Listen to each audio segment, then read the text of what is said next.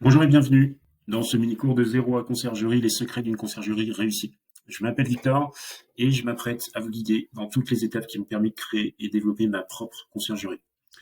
Si vous êtes ici, peut-être que vous cherchez à créer votre propre activité ou vous avez déjà créé votre activité, mais vous cherchez justement à la structurer, à la développer. Dans tous les cas, vous êtes au bon endroit. Pourquoi on a créé ce mini-cours?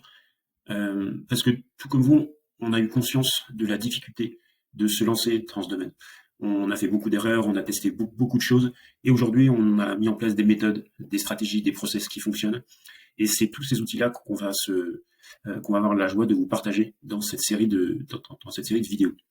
Notre parcours, j'ai mon parcours, mais c'est notre parcours parce qu'on a une conciergerie, donc on travaille ensemble avec mon épouse Alicia, et c'est l'histoire finalement d'un couple avec un petit garçon qui a un handicap et qui rapidement se rend compte qu'en tant que salarié, ça va être un peu compliqué de pouvoir subvenir à tous les soins et être présent, etc. et avoir une activité professionnelle, on va dire standard, de 9h à 18h.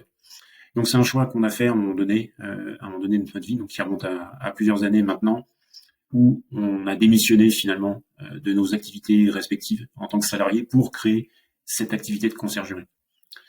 C'est cette activité qui nous a permis justement d'avoir un revenu récurrent stable et de pouvoir justement avoir cette vie qui nous peut permettre de nous occuper de notre fils Alex, qui aujourd'hui, je vous rassure, va beaucoup mieux.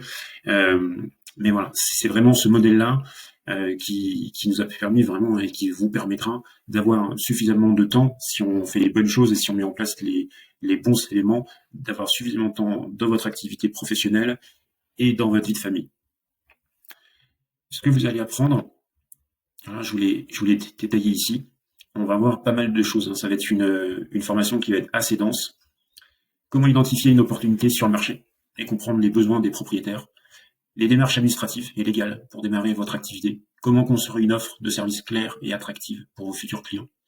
Des stratégies pour trouver vos premiers biens à gérer et vous faire connaître.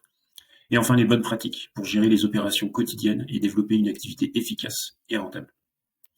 Donc l'objectif avec ce cours, et c'est souvent la problématique qu'on peut rencontrer avec les dirigeants de conciergerie, c'est que vous vous en rendez peut-être pas compte encore aujourd'hui, mais être dirigeant de conciergerie, il faut maîtriser énormément de choses. Et c'est très facile d'aller finalement dans tous les sens et d'être complètement perdu.